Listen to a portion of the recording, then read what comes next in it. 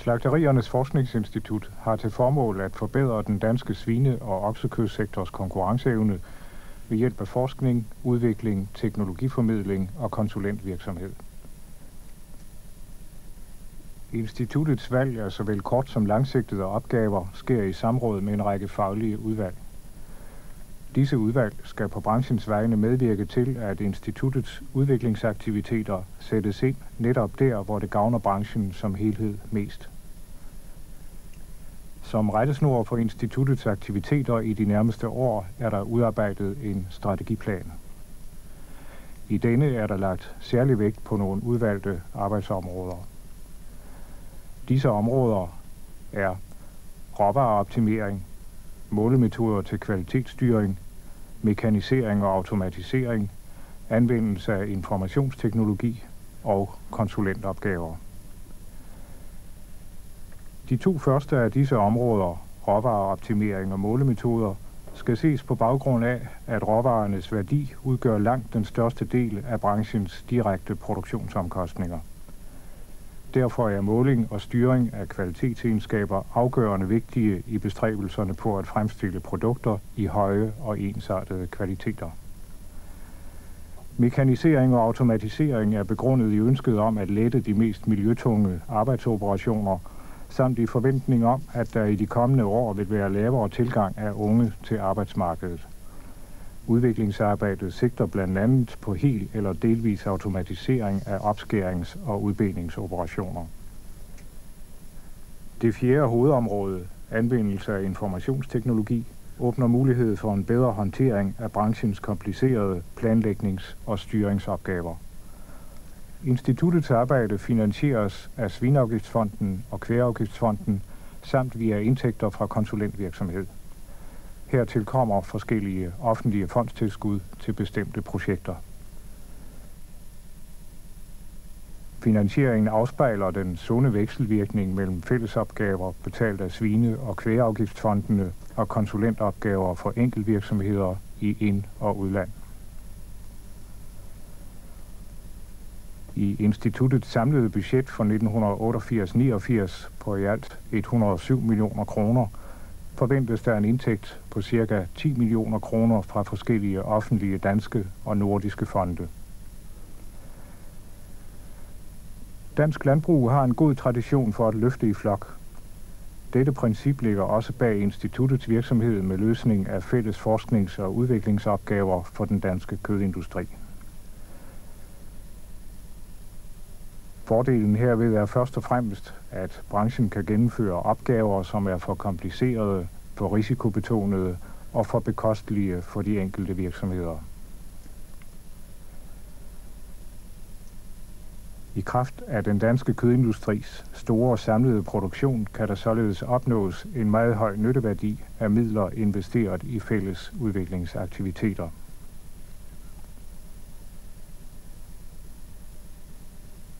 Et typisk eksempel på en sådan fælles udviklingsopgave er det såkaldte hangriseprojekt, der sigter mod at kunne producere, slagte og oparbejde ukastrerede dyr. Projektet er baseret på, at økonomien i produktionen af hangrise er væsentligt bedre end tilsvarende for galtgrise. Samtidig har projektet positive dyreværnsmæssige aspekter. En forudsætning for, at disse muligheder kan udnyttes, er imidlertid, at de forholdsvis få af de ukastrerede dyr, hvis kød har for kraftig lugt ved opvarmning, kan findes på slagtelinjen og reserveres til oparbejdning i produkter, der ikke opvarmes under den endelige tilberedning hos forbrugeren.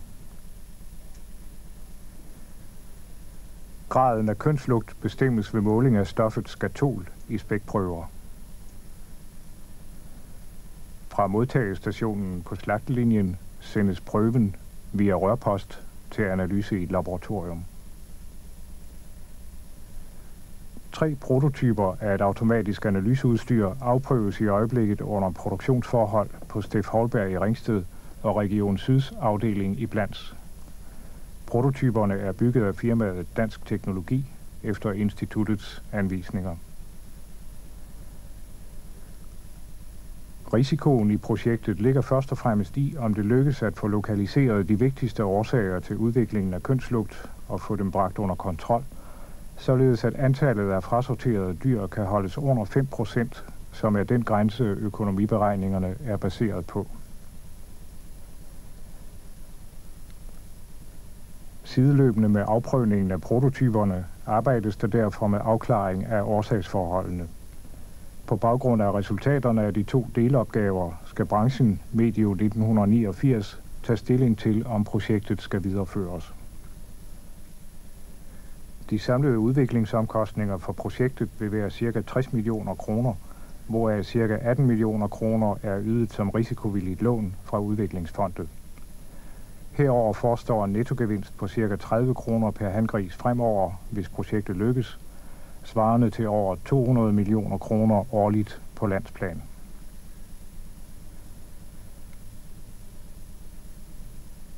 Indførelse af klassificeringscentre på alle svineslagterier i Danmark er endnu et eksempel på en fællesopgave, der er løst i snævert samarbejde med branchen. Beslutningen er kulminationen af et 8-årigt udviklingsprojekt med det oprindelige formål at udvikle et operatør-uafhængigt system til afløsning af den nuværende KSA-klassificering. Under projektforløbet er der tilføjet en række yderligere krav til systemet, blandt andet at der i centret også skal måles kødprocent i deludskæringerne. Udstyret er nu i sin endelige udformning et godt eksempel på avanceret informationsteknologi. Målingerne i klassificeringscentret giver grundlag for en mere nøjagtig og detaljeret klassificering af de enkelte dyr. Derved er forudsætningerne opfyldt for mere retfærdig individuel afregning af dyrene og bedre styringsmuligheder hos svineproducenten.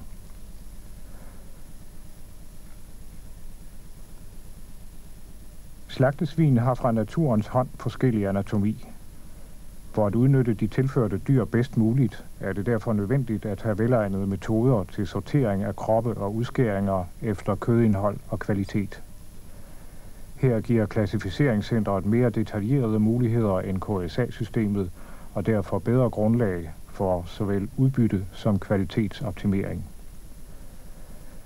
Svinenes forskellige kødindhold afspejles tydeligt i varierende kvalitet af primærudskæringerne. Den hjembragte pris er afhængig af kødindholdet, men i forskellig grad afhængig af de produkter, som råvaren forarbejdes til. En af de allervigtigste kvalitetsegenskaber er ensartethed af de enkelte leverancer med hensyn til for eksempel kød-fedtfordeling, spæktykkelser, produktvægt, kamlængde osv., foruden de egentlige kødkvalitetsegenskaber. I forbindelse med installation af centret vil instituttet på konsulentbasis assistere de enkelte virksomheder med at udnytte de mange KC-data bedst muligt, blandt andet gennem information og individuel rådgivning om KC-data, sorteringsforsøg med virksomhedens råvarer, løsning af logistik- og styringsopgaver samt tilrettelæggelse af kurser og tilpasning af EDB-hjælpeværktøjer. Efter at 2 prototyper er afprøvet med tilfredsstillende resultater i Ringsted og Blands, er det aftalt, at Atlas Industries skal bygge 29 anlæg til installation på virksomhederne frem til 1990. Installationen af de endelige centre er startet i efteråret 1988, og blandt andet er der nu opstillet 4 centre på stribe hos Steff Holberg i Ringsted. I forlængelse af installationen af centret er det desuden instituttets opgave at foretage instruktion og oplæring i rengøring af centret, således at den bedst mulige teknik og de rigtige rengøringsmidler bliver anvendt. Objektiv og detaljeret klassificering er således en grundlæggende forudsætning for at kunne påvirke kvaliteten af slagtedyrene og for at kunne udnytte de tilførte råvarer rigtigt. Dette gælder også kreaturområdet, hvor der til udvikling af objektiv klassificering arbejdes med automatisk billedanalyse af kropsformen optaget med videokamera, kombineret med måling af taltykkelse ved hjælp af optisk sonde. Begge klassificeringsprojekter er gennemført med delvis finansiering med risikovillige lån fra Udviklingsfondet.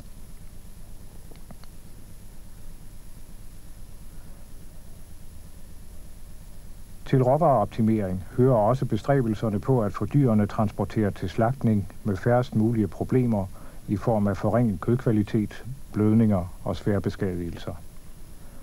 Containeranvendelse er både billigere og mindre arbejdskrævende end andre kendte former for håndtering af svinene.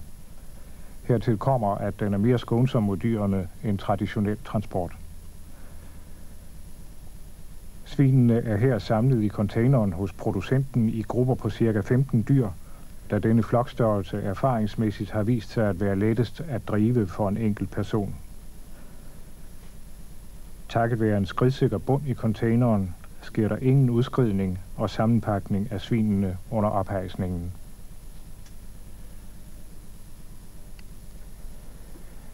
De fordele, der kan opnås ved brug af korrekt indrettet transportudstyr, søges nu for svinenes vedkommende kombineret med et opstaldnings- og drivningssystem på slagteriet, hvor der i videst mulig udstrækning tages hensyn til dyrenes naturlige adfærd. Systemet bygger på drivning ved hjælp af automatisk betjente låger. Hvis svinene holdes i de nævnte flokke af 15, fra de pålæses hos producenten, over opstaldning i foldene og til de slagtes, har det vist sig, at de falder hurtigere til ro. De lægger sig ned, og uro og slagsmål begrænses. Resultatet bliver færre beskadigelser og et mindre stressniveau. Det automatiske foldeanlæg er nu under etablering hos Royal Dane Quality i Herning, hvor der er opført en ny foldebygning. Her er tilkørselsforholdene for vognmændene samtidig forbedret, og der er skabt en tæt forbindelse mellem aflæsning og rengøring af lastbilerne.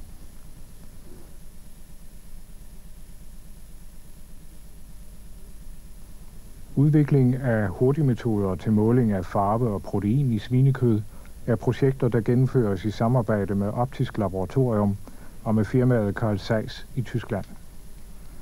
Disse opgaver er afledt af den store betydning, der i strategiplanen er tillagt udvikling af online-metoder til måling og styring af de vigtigste råvareegenskaber.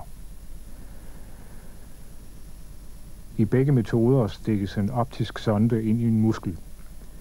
Gennem en spalte i siden af sonden udsendes lys ved hjælp af optiske fibre, og det tilbagekastede lys opfanges af de samme fibre.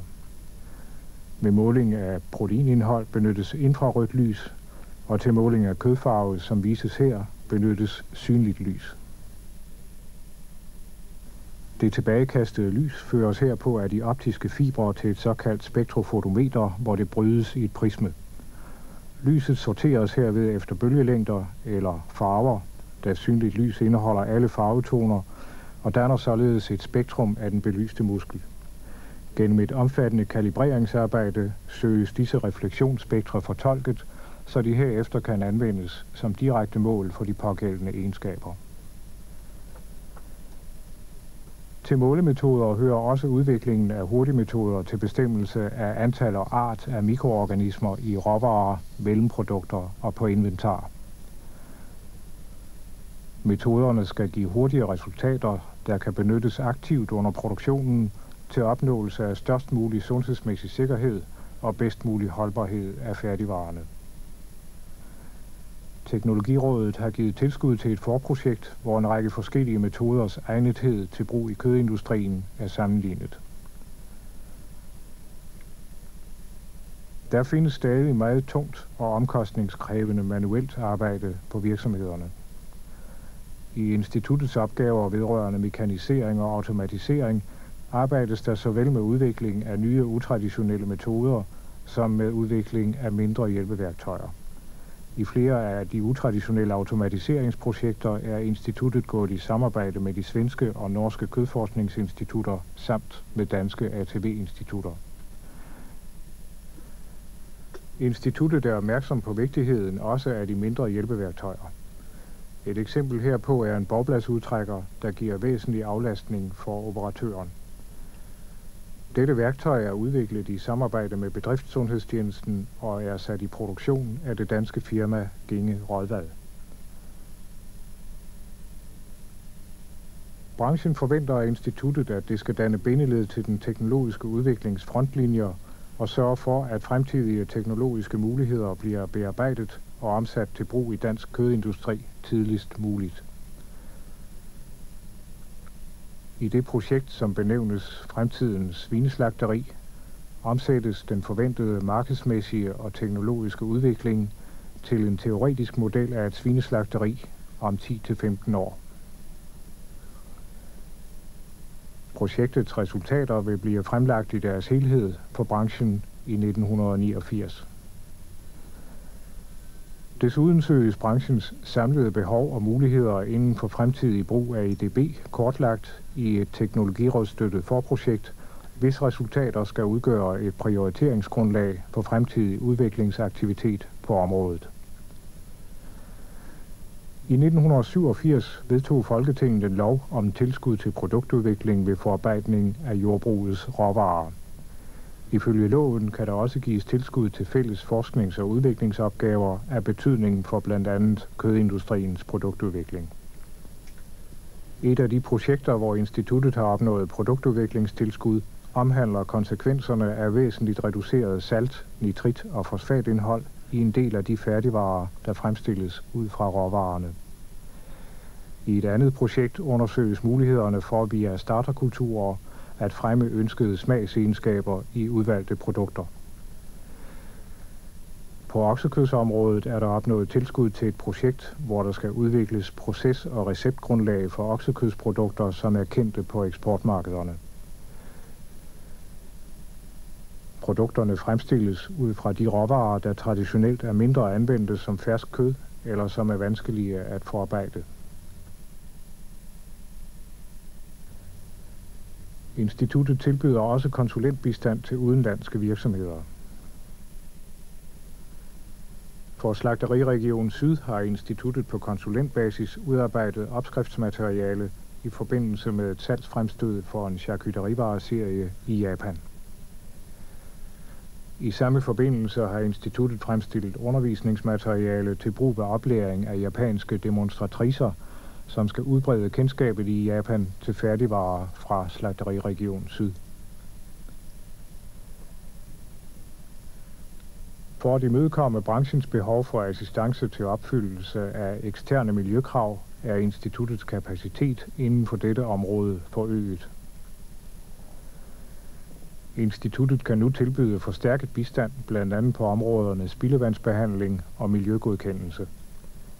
Begge områder er ekstra aktuelle på baggrund af den nye anmeldeordning og på baggrund af de skærpede miljøkrav. På støjområdet er instituttet i fuld gang med at udbygge sin viden om udbredelse, måling og dæmpning af støj. Samtidig arbejder instituttet på at blive godkendt af Miljøstyrelsen som uvildigt støjmålelaboratorium.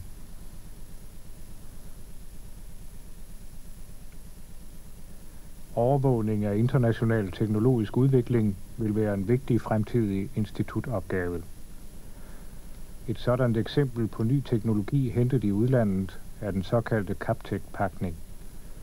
Metoden er udviklet i New Zealand, hvor man ved pakning af lammekød i en ren kuldioxidatmosfære i ilttæt folie og opbevaring ved -1,5 grader Celsius har kunnet opnå holdbarheder på ca. 20 uger. I samarbejde med østjyske og vestjyske slagterier afprøves metoden på fersk svinekød.